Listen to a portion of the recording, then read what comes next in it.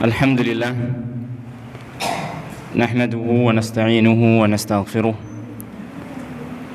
ونعوذ بالله من شرور أنفسنا ومن سيئات أعمالنا من يهده الله فلا مضل له ومن يضلل فلا هادي له أشهد أن لا إله إلا الله وحده لا شريك له وأشهد أن محمدًا عبده ورسوله صلى الله عليه وعلى آله وصحبه وسلم تسليمًا كثيرا. قال الله تعالى في كتابه الكريم: يا أيها الذين آمنوا اتقوا الله حق تقاته ولا تموتن إلا وأنتم مسلمون وبعد. Alhamdulillah, pertama-tama kita panjatkan puji syukur kepada Allah Subhanahu wa taala. Di pagi hari di bulan Ramadan ini kita masih terus mendapatkan nikmat dari Allah Subhanahu wa taala untuk kita bisa melaksanakan berbagai aktivitas kebaikan yang mudah-mudahan Allah taala ridhoi. Kita bisa melaksanakan siam di siang hari ini, dan juga kita bisa melaksanakan sholat yang 5 wajibnya, demikian pula sholat malamnya, dan juga kita bisa melaksanakan ibadah-ibadah yang lain yang mudah-mudahan Allah Tabaraka wa Ta'ala memberikan keistiqomahan kepada kita semua di dalam melaksanakan ibadah-ibadah ini, dan mudah-mudahan Allah Ta'ala menerima ibadah kita dan memberikan pahala yang besar kepada kita semua. Amin ya Rabbal Alamin. Ma'asyiral muslimin rahimani wa rahimakumullah, sebagaimana kita ketahui bahwasanya amal ibadah seseorang itu akan diterima oleh Allah Subhanahu wa taala apabila terpenuhi syarat-syaratnya. Dan hal itu telah dijelaskan oleh para ulama dengan sangat gamblang, sangat jelas, bahwasanya syarat diterimanya ibadah itu ada yang berkaitan dengan orang yang melaksanakannya, dan ada yang berkaitan dengan amalannya. Adapun syarat diterimanya amal yang berkaitan dengan pelakunya, maka disyaratkan pelakunya adalah orang yang memiliki keimanan, orang yang memiliki keimanan, atau dengan ringkasnya kita katakan orang yang beragama Islam. Karena Allah Subhanahu wa taala tidak akan menerima amal kebaikan apapun jika dilakukan oleh seorang yang kafir, yang tidak beragama Islam. Ini syarat yang berkaitan dengan pelaku kebaikan atau pelaku amal kebaikan.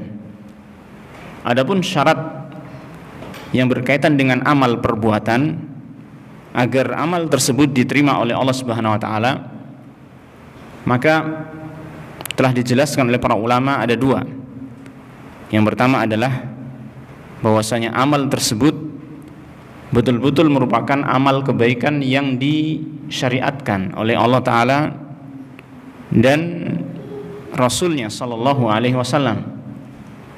Artinya amal tersebut memiliki dasar dalam agama kita, bahwasanya itu merupakan amal kebaikan dituntunkan oleh Rasulullah Sallallahu Alaihi Wasallam. Dan yang kedua,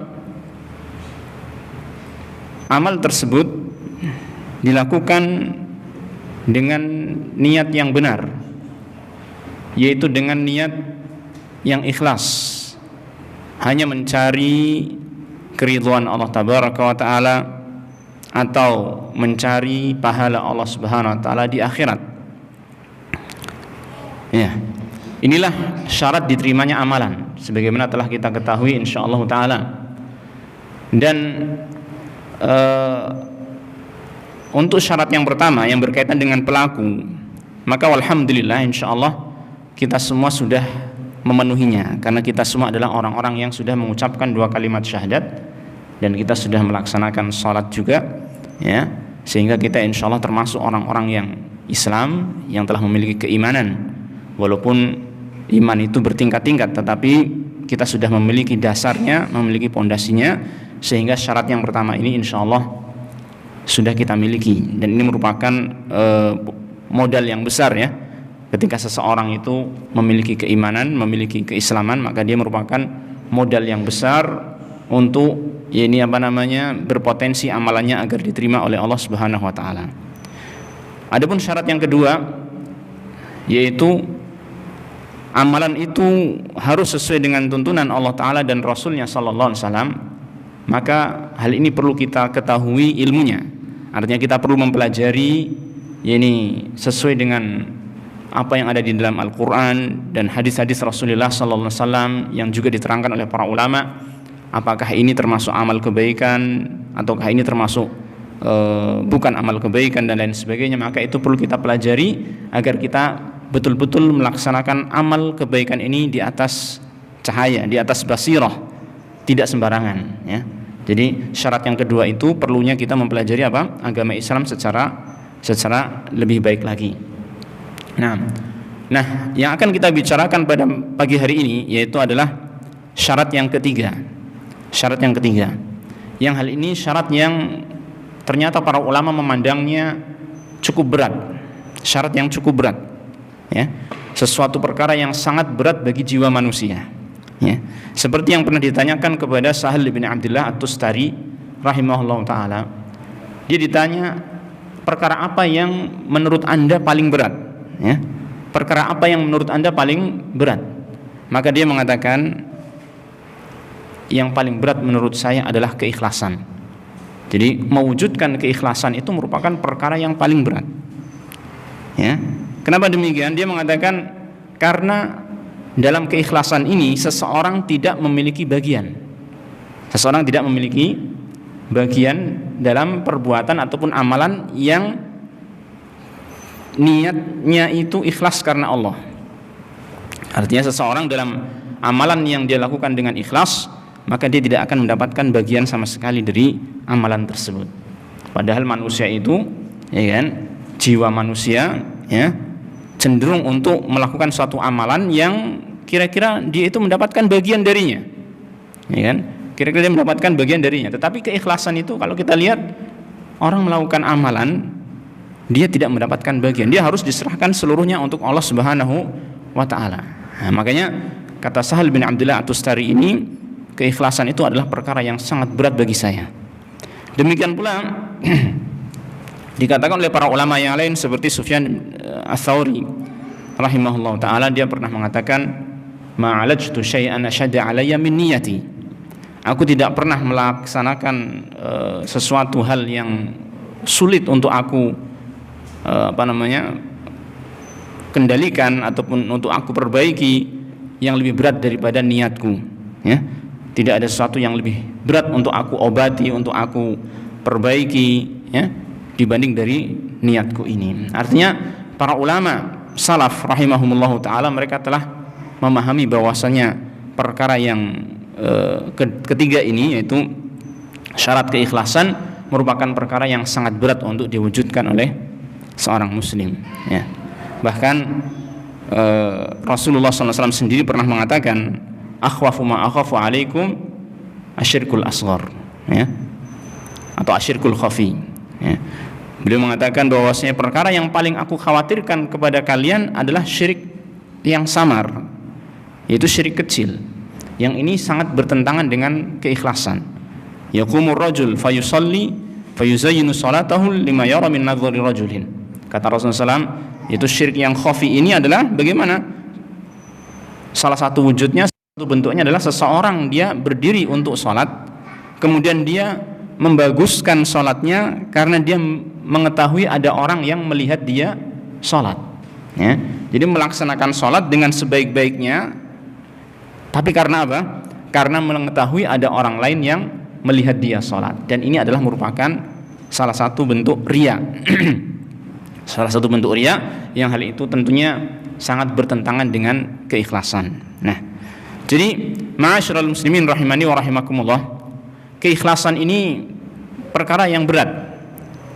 Dan di samping dia merupakan perkara yang berat untuk kita wujudkan, tapi ternyata dia merupakan perkara yang sangat penting ya untuk kita wujudkan. Perkara yang sangat penting untuk kita wujudkan.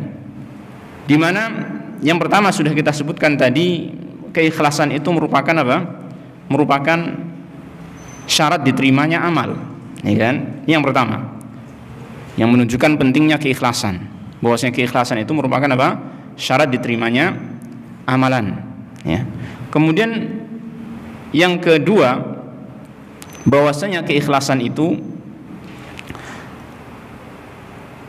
satu hal yang berada di dalam hati manusia yang tidak bisa dilihat oleh manusia, ya kan?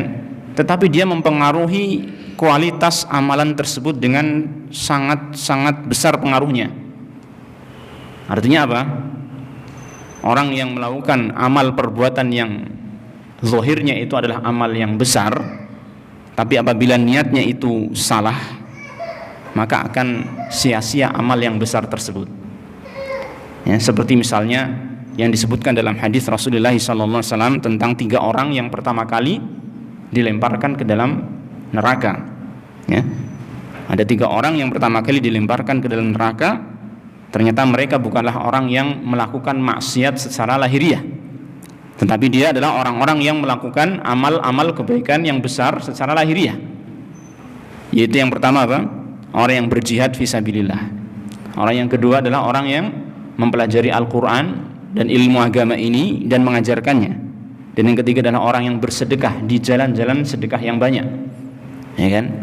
Ini mereka pertama kali masuk ke dalam neraka. Sebabnya apa? Ternyata dalam melaksanakan amal-amal yang besar tersebut, mereka memiliki niat yang salah.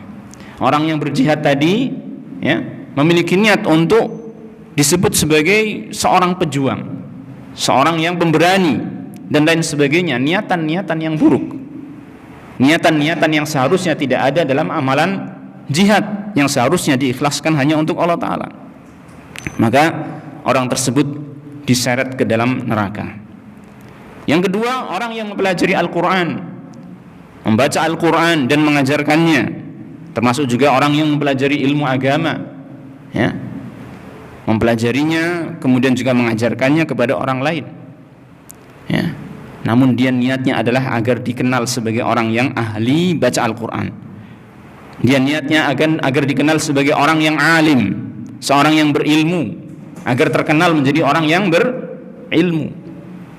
Ketika dia mengajarkan Al-Quran bukan karena lillah, ketika dia mengajarkan ilmu bukan karena lillah, bukan karena untuk menegakkan agama Allah Subhanahu wa Ta'ala, maka orang ini pun akhirnya apa? Diseret dan dicampakkan ke dalam neraka. Nauzubillahi min dzalik. Dan yang ketiga pun demikian. Orang yang bersedekah di jalan-jalan sedekah yang sangat banyak, bahkan bisa dikatakan hampir semua jalan-jalan sedekah itu dia ikut andil di dalamnya, ya kan?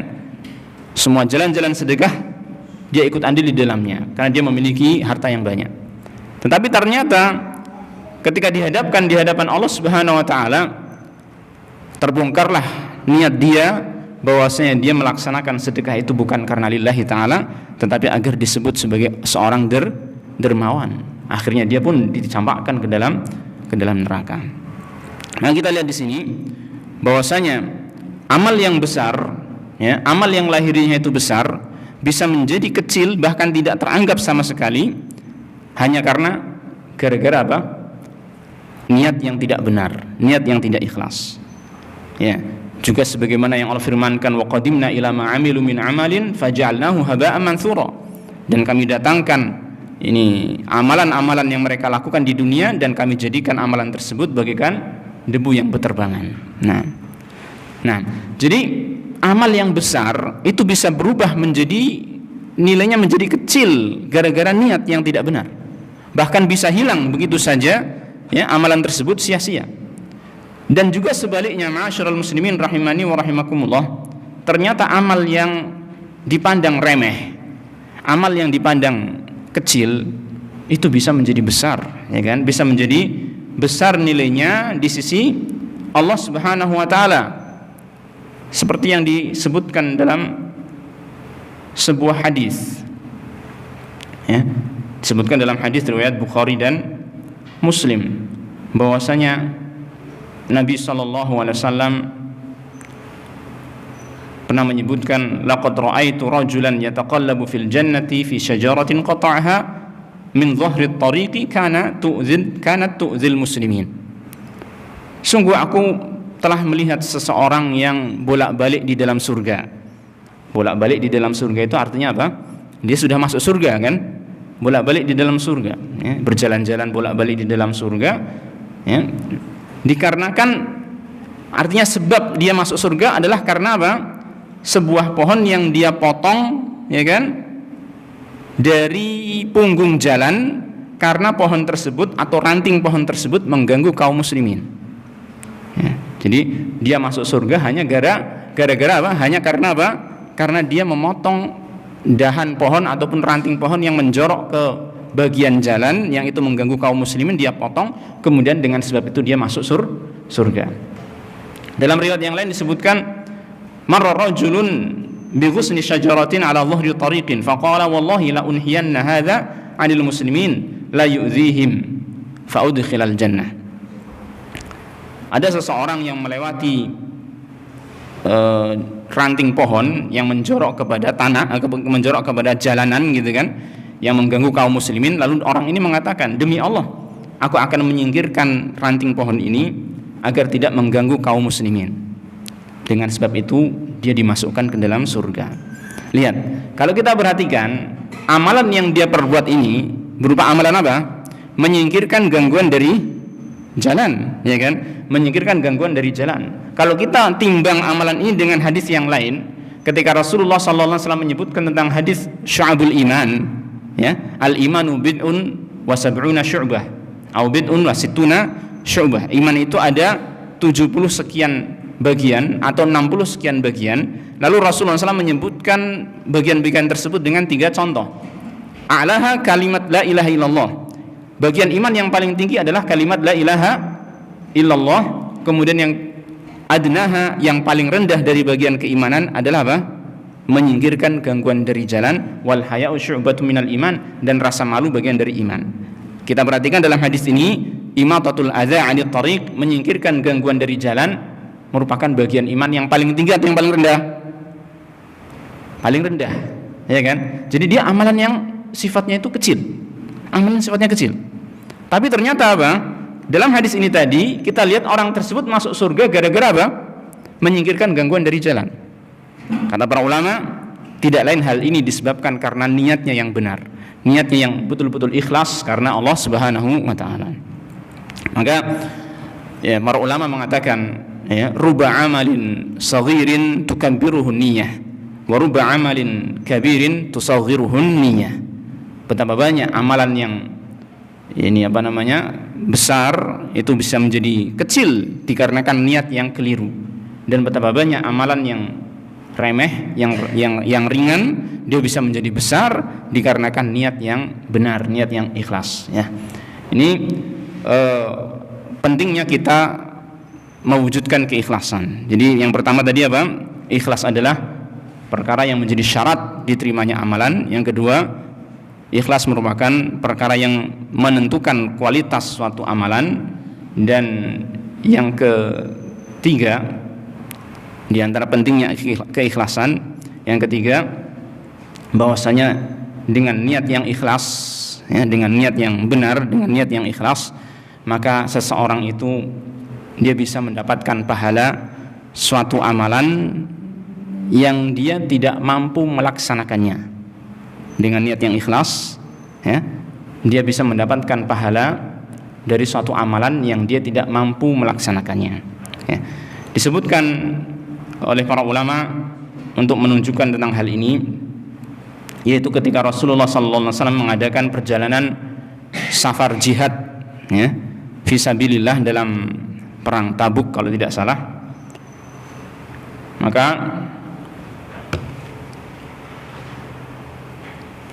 Beliau mengatakan, inna bil madinati larijalan ma sirtum masiran wala qata'tum wadiya illa kanu ma'ahum habasuhumul marad wa fi riwayatin illa syarakukum fil ajri. Bahwasanya di kota Madinah sana, ini ketika beliau sallallahu alaihi wasallam sedang bersafar ya, di dalam perjalanan jihad fisabilillah. Di kota Madinah sana ada beberapa orang yang ketika kalian melewati suatu perjalanan, suatu jalan, ketika kalian melewati suatu lembah, maka mereka orang-orang yang ada di kota Madinah itu ternyata bersama dengan kalian, ya, bersama dengan apa? Kalian. Padahal mereka itu tidak ikut jihad karena sakit, ya kan? Dalam riwayat yang lain mengatakan illa syarakukum fil ajri.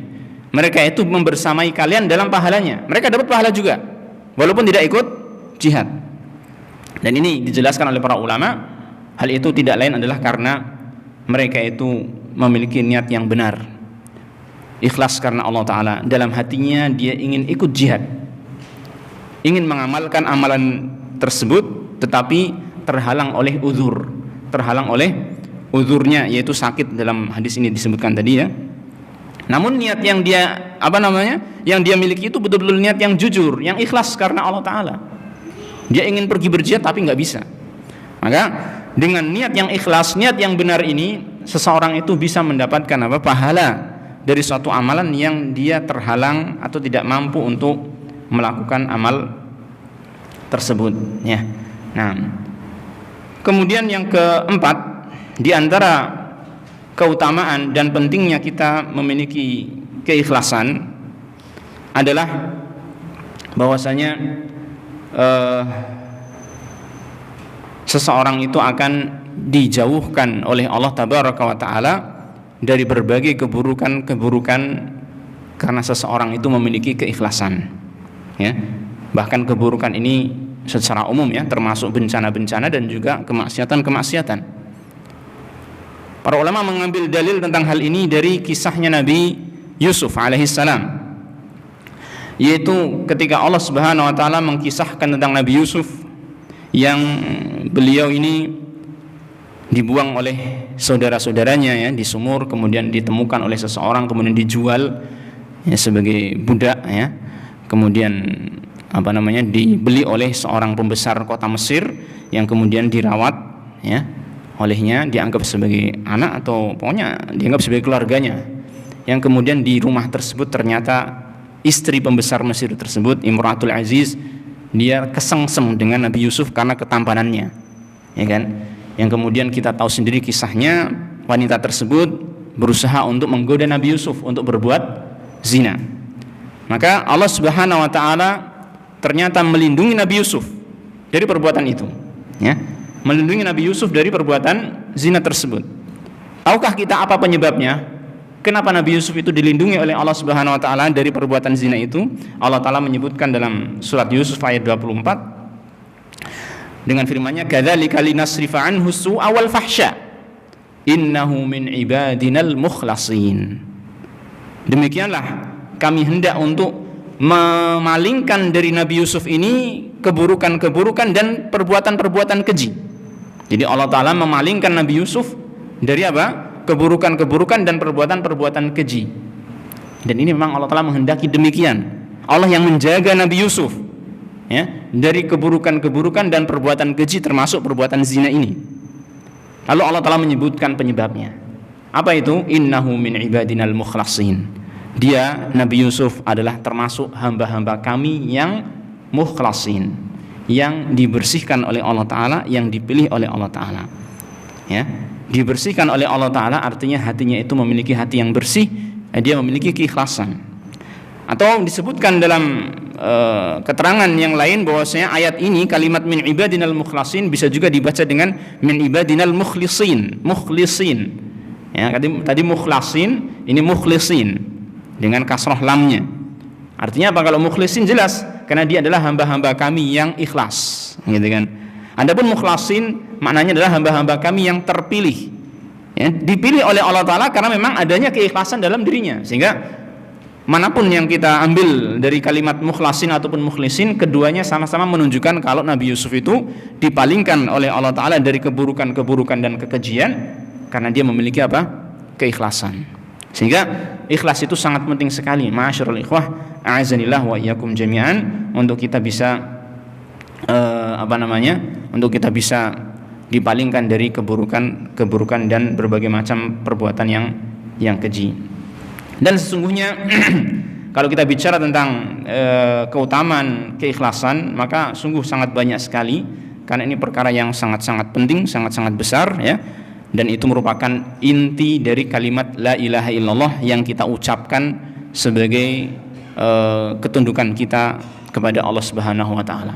Kalimat la ilaha illallah dia mengandung makna yang paling pokok, yaitu adalah keikhlasan. Makanya Allah Ta'ala mengatakan dalam surat Al-Bayyinah ya, ini sebagai dalil yang sangat tegas untuk menunjukkan kepada kita tentang wajibnya kita mengikhlaskan niat. Allah Ta'ala berfirman dalam surat Al-Bayyinah ayat 5, wa ma umiru illa liya'budullaha mukhlishina lahuddin. Tidaklah mereka itu diperintah melainkan agar beribadah kepada Allah Ta'ala dengan mengikhlaskan agama ataupun ketaatan hanya untuk Allah Subhanahu wa Ta'ala. Jadi ikhlas itu perkara yang sangat penting, wajib untuk kita wujudkan. Tetapi sayangnya ikhlas itu adalah apa? Perkara yang berat ya. Tapi ini suatu hal yang merupakan sunnatullah ya, suatu hal yang wajar, bahwasanya perkara yang hal itu merupakan perkara besar dan faedahnya sangat banyak ya kan, itu tentunya harus membutuhkan apa? Perjuangan, pengorbanan untuk mewujudkannya. Nah, sekarang kita ingin membicarakan tentang beberapa kiat yang disampaikan oleh para ulama terkait dalam bagaimana usaha kita mewujudkan keikhlasan ya.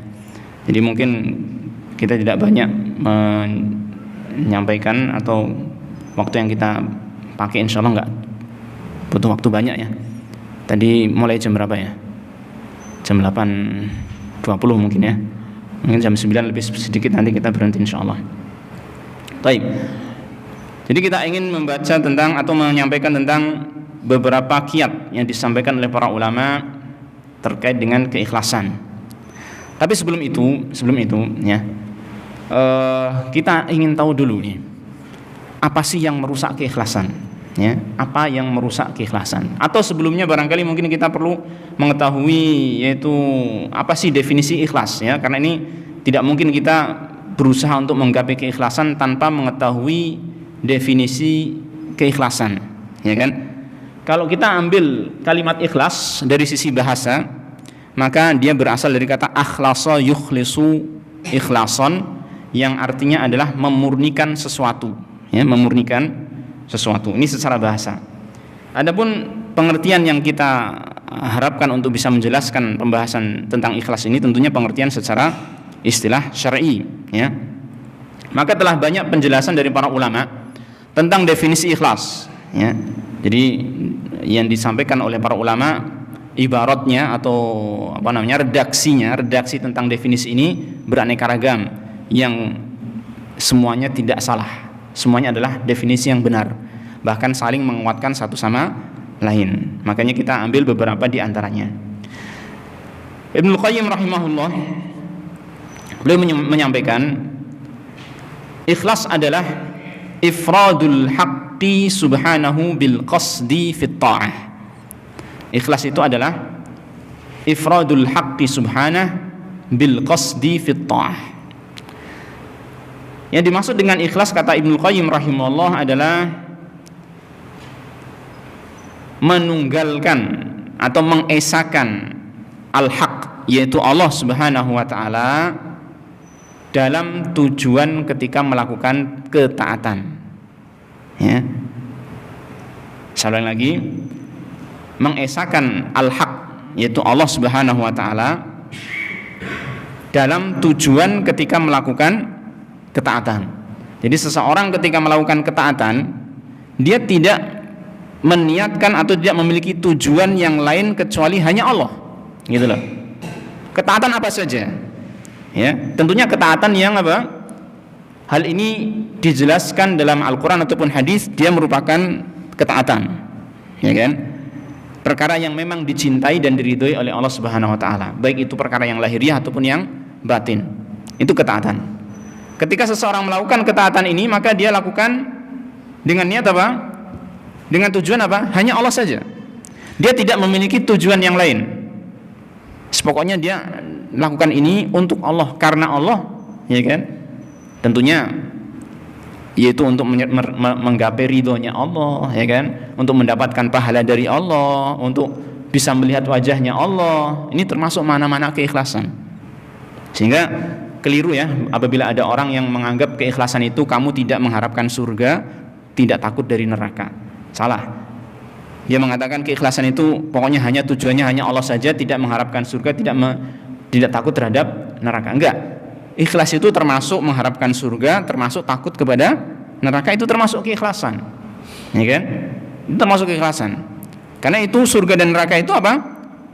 Sesuatu yang dimiliki oleh Allah Ta'ala, yang Allah Ta'ala berikan sebagai motivasi dan dorongan dan ancaman ya bagi orang-orang yang melaksanakan ketaatan kepadanya, kan gitu kan. Sehingga itu termasuk bagian dari tujuan kita terhadap Allah Tabaraka wa Ta'ala ya. Nah, jadi ketika melakukan ketaatan, seseorang hendaknya berusaha untuk menjadikan tujuannya hanya satu, yaitu Allah Ta'ala. Maksudnya satu ini, Allah Ta'ala ini ya tadi termasuk apa? Ridho Allah Ta'ala, mengharapkan wajahnya Allah, mengharapkan pahalanya Allah, mengharapkan surganya Allah, menghindari nerakanya Allah. Itu maksudnya satu ini, sama ya, tidak berbeda. Jangan difahami itu beraneka ragam ya. Tujuannya satu. Artinya apa?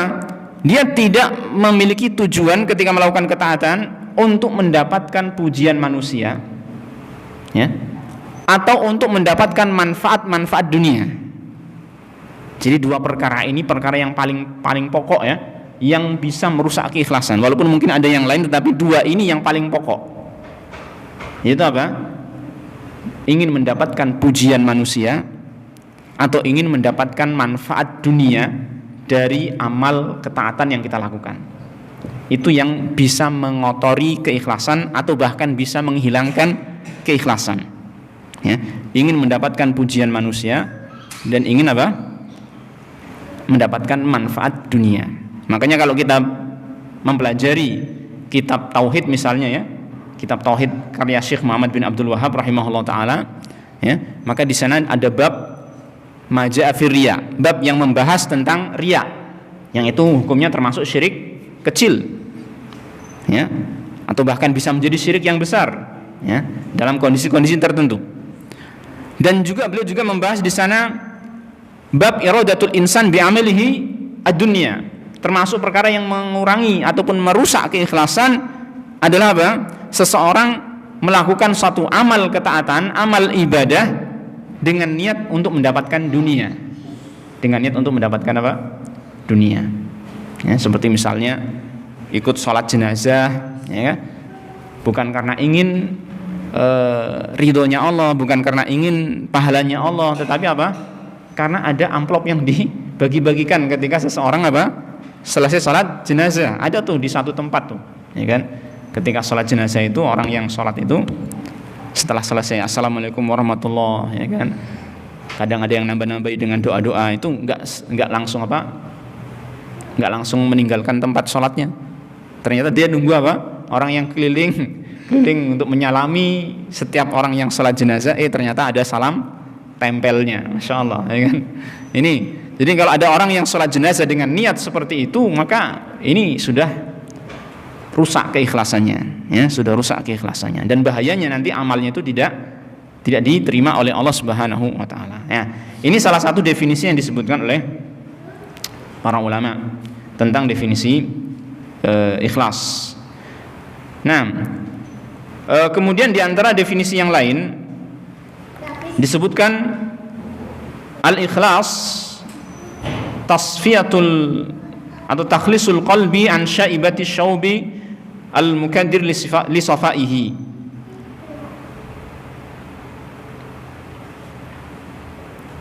yaitu memurnikan hati ya, dari kotoran-kotoran yang merusak kejernihan hati tersebut ketika melaksanakan ketaatan kepada Allah Subhanahu wa taala. Jadi Ini salah satu definisi yang disampaikan oleh para ulama, dan ini disebutkan oleh Al-Jurjani ya dalam kitab ta'rifat beliau. Nah, dan juga ada yang menyatakan keikhlasan adalah antastawiya af'alul abdi fil zahiri wal batin. Adanya kesamaan antara perbuatan-perbuatan hamba yang lahir dengan yang batin. Ya, adanya kesamaan antara perbuatan-perbuatan hamba yang lahir dan yang batin. Ini merupakan keikhlasan. Salah satu di antara definisi keikhlasan. Jadi jangan sampai zahirnya itu A, kemudian ternyata batinnya adalah B. Ini malah mirip dengan apa? Amalannya orang-orang munafik, ya kan? Amalannya orang-orang munafik yang dia itu menampakkan sesuatu kebaikan ternyata menyembunyikan suatu keburukan. Orang yang ikhlas tidak demikian. Ketika dia melakukan kebaikan maka secara lahir dan batin, ya kan? Juga termasuk dari makna kalimat ini adanya kesamaan antara perbuatan yang lahiriah dengan yang batiniah adalah apa? Yaitu ketika seseorang melakukan amalan di tengah-tengah masyarakat atau di tengah-tengah orang lain, amalannya A, ketika dia melakukan ketika dia berada dalam kesendirian, maka dia amalannya pun tetap itu sama juga, gitulah. Ini menunjukkan apa? Keikhlasan. Jadi ketika seseorang bersama dengan teman-temannya dia bisa melakukan satu amal ibadah A misalkan, maka ketika dia sendirian pun amal ibadah tersebut masih dia lakukan. Ya, ini contoh keikhlasan. Ya. Dan ini nyata, ikhwan, kita diajari keikhlasan di dalam kita melaksanakan ibadah siam. Ya. Ibadah siam. Coba kita perhatikan, kita siam ini kan menahan lapar, menahan haus, ya kan, tidak makan, tidak minum, tidak menyalurkan syahwat kita, kan gitu kan. Kapan kita lakukan? Apakah ketika berada di tengah-tengah orang ini? Ataukah juga ketika kita sendirian? Maka kita lakukan siam ini ketika di tengah-tengah orang dan juga ketika kita sendirian. Betul tidak? Siam ini sangat-sangat mengajarkan keikhlasan. Betul-betul mengajarkan keikhlasan. Inilah keikhlasan seperti itu. Kalau kamu melaksanakan siam ketika di tengah-tengah orang lain, maka juga sama ketika kamu melaksanakan ketika sendirian. Ya, misalkan seseorang yang baru pulang kerja, ya, masuk ke rumahnya, dia capek, haus, itu kan, nggak ada orang sama sekali, ada minuman seger. Coba diminum atau tidak? Tidak akan diminum, ya kan? Kenapa? Karena dia puasa. Ya kan? Karena dia puasa. Nah, inilah seperti itulah keikhlasan seharusnya. Seperti amalan ibadah puasa kita. Jadi tidaklah kita melaksanakan amal kebaikan hanya ketika bersama dengan teman-teman. Tapi kalau ketika sendirian kita lupa melaksanakan amal kebaikan itu ataupun lalai darinya. Ini menunjukkan kurang ikhlasnya kita. Sehingga karena siam ini, ya, siam ini merupakan amalan yang sangat besar mengajarkan keikhlasan, maka Allah Ta'ala menyatakan bahwasanya kullu amal ibni Adam lahu illa siyam fa innahu li. Kata Allah Ta'ala, semua amalan ibnu Adam itu untuknya kecuali siam, maka itu adalah untukku. Artinya di sini kata para ulama, siam itu amalan yang apa? Amalan yang sangat kentara sekali, amalan yang sangat jelas sekali. Ya, ini apa namanya? Fenomena ataupun wujud dari keikhlasan dalam amalan ini, dalam siam. Ya, maka Allah Ta'ala mengatakan fa innahu li wa ana ajzi bihi. Siam itu untukku dan aku akan memberikan balasan secara khusus. Nah, ya, jadi di antara makna ikhlas adalah apa? Hendaknya amalan seseorang itu sama dalam lahiriahnya dan juga dalam batiniahnya, dalam keramaian dan juga dalam kesendirian itu sama. Ini di antara makna keikhlasan. Satu lagi, di antara definisi ikhlas yaitu alla tatluba ala amalika syahidan illallah wala mujazian siwah. Ini di antara makna ikhlas yang cukup penting juga untuk kita pahami, yaitu kamu tidak mencari saksi atas amalmu kecuali hanya Allah. Jadi nggak usah nyari agar orang lain lihat, ya, cukup Allah yang melihat amal saya, gitu ya. Nggak usah mikir biar dilihat oleh orang. Ini alla tatluba ala amalika syahidan illallah. Kamu tidak mencari saksi atas amalmu kecuali hanya Allah saja. Wala mujazian siwah, dan kamu tidak mencari seorang pembalas amalmu kecuali hanya Allah saja. Jadi nggak usah minta balasan dari manusia, nggak usah minta balasan dunia dari manusia, ya kan, manfaat apapun dari manusia, enggak usah. Ketika kita melaksanakan suatu amal ketaatan, kita mengharapkannya dari Allah Subhanahu wa taala. Ya. Jadi ini berkaitan dengan niat, ya kan? Niatnya seperti itu. Jangan sampai kita mengharapkan balasan dari manusia. Adapun nanti kalau misalkan ditakdirkan manusia itu memberikan balasan, ya udah enggak masalah. Yang penting kita tidak meniatkan itu sebagai tujuan, ya kan? Tidak meniatkan itu sebagai tujuan dari amalan kita. Ini diantara definisi ikhlas yang disampaikan oleh para ulama rahimahullahu taala. Nah, sekarang kita sampai pada saatnya untuk menyampaikan beberapa kiat-kiat untuk bisa menggapai keikhlasan, yang tentunya hal ini perlu pengorbanan dan sebagaimana kata para ulama tadi adalah perkara yang sangat berat ataupun susah. Tapi seberat-berat apapun suatu amal kebaikan, ya kan, sesusah-susah apapun suatu amal ketaatan, itu insya Allah akan dimudahkan oleh Allah Subhanahu wa taala, ya. Karena Allah taala tidak menghendaki kesulitan bagi kita, ya. Allah taala tidak menghendaki kesulitan bagi kita untuk melaksanakan kebaikan-kebaikan. Yang penting kita jujur menginginkan kebaikan ini, ya kan, amal soleh ini, maka insya Allah akan dimudahkan oleh Allah tabaraka wa taala. Nah, kiat yang pertama, tentunya keikhlasan itu tidak mungkin kita peroleh tanpa taufik dari Allah Subhanahu wa taala. Yang perlu kita fahami. Sehingga kiat yang pertama untuk kita mendapatkan keikhlasan adalah kita memohon kepada Allah taala keikhlasan, meminta dari Allah Subhanahu wa taala. Jadi kita berdoa, ya. Berdoa meminta taufik dari Allah taala untuk memberikan keikhlasan kepada hati kita. Ini penting sekali, ya.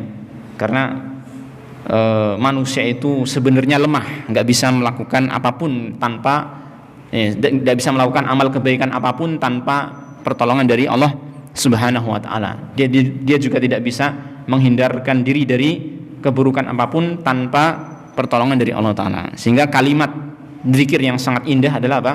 La haula wala quwata illa billah. Tidak ada daya dan kekuatan pada diri manusia untuk melaksanakan kebaikan ataupun meninggalkan keburukan kecuali dengan Allah taala, dengan pertolongan Allah Subhanahu wa taala. Maka hendaknya kita meminta kepada Allah Subhanahu wa taala keikhlasan, ya. Seperti misalnya Allahumma ja'alni minal mukhlasin atau mukhlisin, ya Allah jadikanlah aku sebagai bagian dari golongan orang-orang yang mukhlisin ataupun mukhlasin, ya. Silakan. Ini doa yang bisa kita ucapkan seperti itu, atau mungkin kita bisa ngambil dari doanya Rasulullah sallallahu alaihi wasallam, ya. Doa minta perlindungan dari apa? Dari riya, ya. Ataupun dari kesyirikan secara umum, ya. Allahumma inni a'udzubika an usyrika bika syai'an a'lamuh wa a'udzubika lima la a'lamuh wa astaghfiruka lima la a'lamuh, ya. Saya ulangi lagi, Allahumma inni a'udzubika an usyrika bika syai'an a'lamu wa astaghfiruka lima la a'lamu, ya. Ya Allah, aku berlindung kepadamu dari menyekutukan sesuatu yang aku ketahui, dan aku minta ampun kepadamu dari sesuatu yang tidak aku ketahui, ya kan? Jadi kita berlindung kepada Allah taala dari kesyirikan secara umum yang ini bisa merusak keikhlasan. Juga contoh yang lain, doa yang lain adalah doanya Umar bin Khattab yang sangat terkenal, ya. Doanya Umar bin Khattab yang sangat terkenal, Allahumma ij'al 'amali kullahu salihan waj'alhu liwajhika khalisan wa la taj'al li hadin fihi syai'a. Doanya Umar bin Khattab, ya Allah, jadikanlah amalku seluruhnya itu sebagai amal yang soleh, dan jadikanlah amalku itu hanya murni untuk wajahmu, ya Allah, dan jangan engkau jadikan pada amalku ini sesuatu pun untuk seorang manusia ini selain Allah tabaraka wa taala. Intinya ma'asyiral ikhwah azanillah wa iyyakum jami'an, kiat yang pertama yang tidak boleh kita lupakan adalah apa? Senantiasa memohon keikhlasan dari Allah Subhanahu wa taala, ya. Senantiasa memohon keikhlasan dari Allah Subhanahu wa taala, karena memang yang menguasai hati manusia adalah siapa? Allah taala, ya. Rasulullah SAW pernah mengatakan bahwasanya hati-hati manusia itu berada di antara jemari Allah tabaraka wa taala, ya. Allah Ta'ala membolak-balikan sesuai dengan kehendaknya. Jadi Allah Ta'ala bisa membolak-balikan hati manusia. Maka Rasulullah SAW itu seringkali berdoa dengan kalimat ya muqallibal qulub tsabit qalbi ala dinik, ya kan? Ya Allah Ta'ala yang membolak-balikan hati manusia, tetapkanlah hatiku di atas agamamu. Nah, ini yang pertama. Kemudian yang kedua, di antara kiat yang bisa kita lakukan untuk menggapai keikhlasan, yaitu kita biasa melatih diri kita untuk menyembunyikan amal. Kita berusaha berlatih atau melatih diri kita untuk apa? Menyembunyikan amal-amal kita. Ya. Tentunya amalan-amalan yang tidak menuntut kita untuk melakukannya di khalayak ramai. Karena ada amalan yang memang harus dilaksanakan di khalayak ramai. Nah, kalau amalan yang memang harus dilaksanakan di khalayak ramai, maka kita lakukan seperti itu. Seperti misalnya apa? Sholat berjamaah bagi kaum laki-laki, ya enggak? Ya, jangan sampai ada seseorang yang mengatakan ketika diajak sholat berjamaah, enggak, saya enggak mau sholat berjamaah. Kenapa? Takut riya. Ini salah. Ini apa? Salah. Karena ini amalan sholat berjamaah itu memang harus dilaksanakan bersama dengan orang lain. Kalau tidak bersama dengan orang lain, maka enggak berjamaah namanya, ya kan? Hanya ketika itu kita harus mengatur niat kita, betul-betul harus mengatur apa niat kita ketika sholat berjamaah. Jadi jangan sampai dijadikan dalih, ya, alasan untuk meninggalkan sholat berjamaah, ya, dengan anggapan untuk apa? Menyembunyikan amal. Itu keliru, bukan pada tempatnya. Tetapi amalan-amalan yang tidak menuntut kita untuk melaksanakannya secara terang-terangan, ini yang harusnya kita apa? Berusaha untuk menyembunyikannya, ya, berusaha menyembunyikannya. Seperti misalkan sedekah. Sampai disebutkan dalam hadis itu kan, dalam hadis tentang 7 golongan manusia yang akan mendapatkan naungan Allah Ta'ala di hari kiamat, di mana tidak ada naungan kecuali naungan Allah Ta'ala. Maka di antaranya disebutkan ada seseorang yang tasaddaqa bi shadaqatin fa akhfaha hatta la ta'lama shimaluhu ma tunfiqu yaminuhu.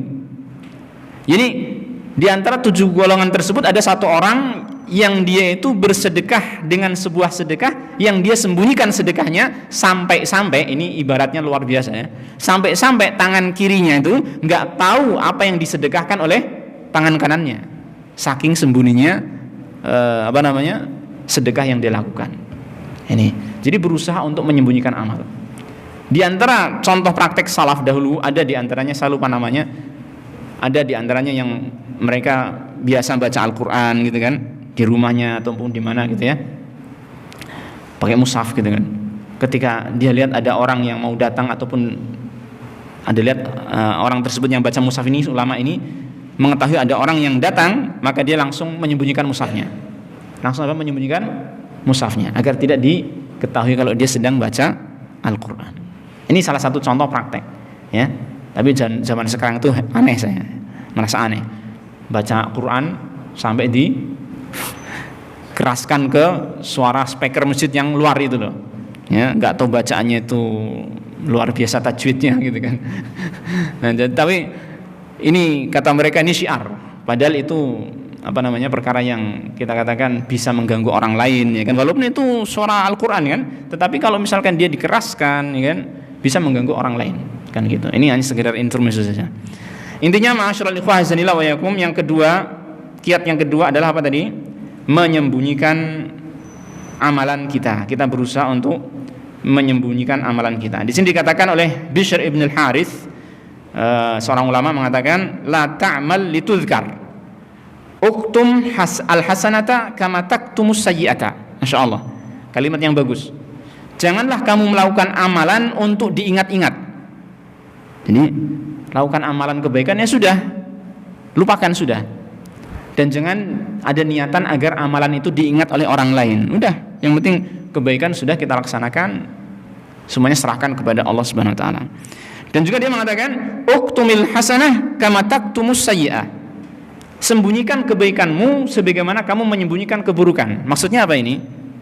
Kita itu kalau melakukan amal keburukan ingin dilihat orang enggak? Wajarnya manusia itu enggak mau, ya, melakukan amal keburukan dilihat orang. Sehingga dia kalau melakukan amal keburukan itu mesti sembunyi-sembunyi, ya enggak? Kan gitu.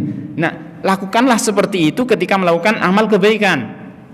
Bukan karena menganggap ini jelek, tapi untuk untuk mewujudkan apa? Keikhlasan dalam amalan kita. Bukan karena amal itu jelek, tetapi karena apa? Untuk melatih kita untuk mengikhlaskan amal kita hanya untuk Allah.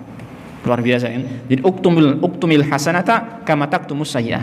Sembunyikanlah kebaikanmu sebagaimana kamu menyembunyikan keburukanmu. Masya Allah. Jadi kalau kita bisa mempraktekkan ini, ya Masya Allah, luar biasa, ya kan? Bisa menggapai keikhlasan. Nah, ini yang kedua. Kemudian yang ketiga, saya ambil sebagian saja karena time. Yang ketiga adalah hendaknya kita merasa takut dari tidak diterimanya amal, ya? Berusaha untuk memiliki rasa takut dalam diri kita dari amalan-amalan yang sia-sia, yang tidak diterima oleh Allah Subhanahu wa taala. Ya. Disebutkan di antara sifatnya orang-orang yang beriman, yang itu Allah sebutkan dalam surat Al-Mu'minun, ya. Allah Ta'ala mengatakan walladzina yu'tuna ma atau wa qulubuhum wajilatun annahum ila rabbihim raji'un. Orang-orang yang beriman itu sifatnya itu diantaranya adalah mereka yang memberikan apa yang mereka berikan. Kata para ulama ini maknanya lebih luas, ya. Artinya melakukan amalan kebaikan, apa yang mereka lakukan di antara amalan-amalan kebaikan, wa qulubuhum wajilah, dan hati mereka itu merasa takut, annahum ila rabbihim raji'un, karena mereka menyadari mereka akan kembali kepada Allah Subhanahu wa taala. Tentang ayat ini, orang-orang yang melakukan sesuatu peramalan lalu dia takut, ditanyakan oleh Aisyah radhiyallahu anha kepada Rasulullah SAW. Ini orang melakukan amalan lalu dia muncul rasa takutnya, kan gitu kan? Maka Aisyah bertanya kepada Rasulullah SAW, apakah mereka ini orang yang mencuri, kemudian atau dia berzina, atau dia minum minuman khamr, lalu dia takut kepada Allah karena amalan-amalan buruknya itu, ya kan? Jadi orang yang mencuri, kemudian apa? Atau berzina, atau minum khamr, ya, yang kemudian dia menyadari ini adalah keburukan sehingga dia takut kepada Allah Ta'ala, apakah ini maksud ayat itu? Kata Rasulullah SAW, tidak demikian. La ya bintas siddiq, walakinnahum alladhina yusalluna wa yasumun wa yatasaddaqun wa hum khaifuna alla yutaqabbala minhum. Bukan itu yang dimaksud dari ayat ini, wahai putrinya As-Siddiq. Tetapi mereka adalah orang-orang yang salat, orang-orang yang puasa, orang-orang yang sedekah, sedangkan mereka khawatir tidak diterima amal dari mereka ini. Jadi hendaknya kita apa? Mewujudkan dalam diri kita ini rasa khawatir untuk tidak diterima, rasa khawatir dari tidak diterimanya amalan-amalan kita. Maka kalau kita memiliki kekhawatiran seperti ini, kita akan berusaha untuk melakukan amal sebaik-baiknya, di antaranya mewujudkan keikhlasan. Baik, berapa ini tadi? Yang ketiga, ya? Ya, 3, betul. Yang keempat sekarang. Yang keempat, hendaknya kita menyadari bahwasanya manusia itu tidak akan memberi manfaat kepada kita di akhirat. Nah, sehingga kita tidak terpengaruh dengan ucapan pujian manusia ataupun celaan manusia. Jadi kita harus menyadari manusia sebanyak apapun, ya, mereka tidak akan bisa memberi manfaat kepada kita di akhirat kelak, ya. Sehingga ketika kita melakukan amalan itu jangan sampai kita itu mikir ini kira-kira menurut manusia bagus atau tidak, ya. Jangan sampai mikir seperti itu. Ini menurut manusia tercela atau tidak, ya. Jangan sampai mikir seperti itu. Tetapi apa mikirnya? Ini menurut Allah baik atau tidak? Ini menurut Allah tercela atau tidak? Itu yang kita pikirkan. Karena yang akan memberikan manfaat kepada kita dan bisa memberikan madarat kepada kita hanya siapa? Allah Subhanahu wa taala. Jadi jangan mikir ucapan manusia, ya. Kebanyakan mikir ucapan manusia ini yang kadang memberikan masukan yang buruk pada hati kita, ya, mempengaruhi hati kita sehingga memiliki niat-niat yang tidak benar, ya. Jadi mikir tentang komentar manusia nanti gimana ya kalau saya melakukan ini dan itu, ya. Ini yang sering sekali kan kita melakukan satu amalan kebaikan kemudian mikir komentar manusia bagaimana, ya. Seperti misalnya, ya, seorang imam sholat, ya, ini saya baca ini nanti kira-kira menurut mereka jamaah ini bagus enggak, ya, gitu kan. Ini seperti ini akan menyebabkan rusak keikhlasan kita. Udah, loskan saja, bebaskan dari pikiran dari komentar-komentar manusia. Yang penting kita berusaha melaksanakan itu karena Allah Tabaraka wa Ta'ala sudah. Tapi memang ini berat ya. Ini memang berat apa? Karena tentunya ada setan yang mengganggu kita, dan sifat dasar jiwa manusia, nafsu manusia itu memang suka mendapatkan pujian dari orang lain dan takut mendapatkan celaan dari manusia. Itu sifat tabiatnya jiwa manusia seperti itu. Makanya perlu mujahadah, perlu usaha yang keras untuk menghilangkan hal ini. Nah, baik. Kemudian yang ke berapa? 5. Yang kelima. Soalnya saya nggak ngikutin urutan ini ya. Yang kelima adalah hendaknya kita menyadari dunia itu tidak ada nilainya di sisi Allah Subhanahu wa taala. Karena tadi kita katakan di antara perkara yang bisa merusak keikhlasan adalah apa? Niat ingin mendapatkan dunia. Kita harus menyadari dunia itu tidak ada nilainya di sisi Allah taala. Jangan sampai kita menukar sesuatu yang nilainya besar, yaitu pahala akhirat, dengan sesuatu yang tidak ada nilainya di sisi Allah Subhanahu wa taala. Kalau istilahnya Ustadz Abdul Aswad itu apa? Buru uceng, kerangan delek. Istilahnya Ustadz Abdul Aswad, ya kan? Dia mencari sesuatu yang tidak ada harganya sehingga kehilangan apa? Sesuatu yang bernilai besar, ya kan? Maka kita harus memahami dunia itu tidak ada nilainya di sisi Allah Ta'ala. Ya, untuk apa kita meniatkan amal ibadah kita untuk dunia padahal itu di sisi Allah Ta'ala itu sangat hina? Rasulullah SAW pernah mengatakan, "Lau kanatid dunya ta'dilu 'indallahi janaha ba'udah, masaqa kafiran syarbatama." Kalau saja dunia itu nilainya setara dengan sayap nyamuk, kalau saja dunia itu nilainya saya ulangi, kalau saja dunia itu nilainya setara dengan sayap nyamuk, gitu ya, maka Allah tidak akan memberikan minum kepada seorang kafir walaupun hanya seteguk. Nggak akan memberikan. Eman-eman kalau ada nilainya gitu loh. Kalau dunia itu bernilai setara dengan sayap nyamuk, maka Allah akan merasa sayang untuk memberikannya kepada orang kafir walaupun hanya seteguk air minum. Nggak akan dikasih itu orang kafir kalau ada nilainya setara apa? Sayap nyamuk. Tapi ternyata Allah Ta'ala memberikan dunia ini kepada orang kafir tidak hanya satu teguk air minum, berteguk-teguk, bahkan bermewah-mewah yang mereka dapatkan dunia ini, ya enggak? Ini menunjukkan kalau dunia itu tidak ada nilainya di sisi Allah Subhanahu wa Ta'ala. Jangan sampai kita itu tertipu, ya kan? Dengan gemerlapnya dunia ini, ya, kebutuhan kita terhadap dunia sehingga menjadikan kita itu meniatkan dunia dalam kita melaksanakan amal ibadah. Perhatikan, dalam melaksanakan amal ibadah jangan sampai kita mengharapkan dunia, ya. Dalam kita melaksanakan ketaatan kepada Allah jangan sampai kita mengharapkan dunia. Cukuplah kita mengharapkan kepada Allah Ta'ala akhirat kita, ya kan?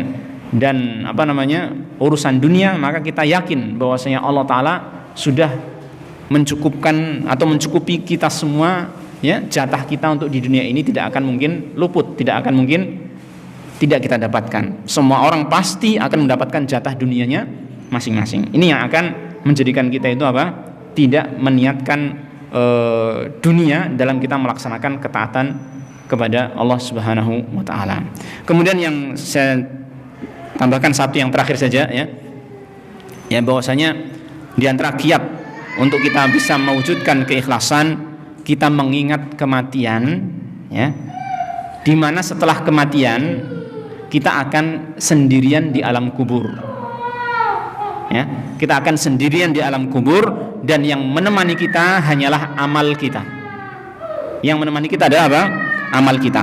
Orang ataupun manusia yang kita harapkan pujiannya, yang kita takutkan celaannya, dia tidak akan bisa memberikan manfaat kepada kita di alam kubur.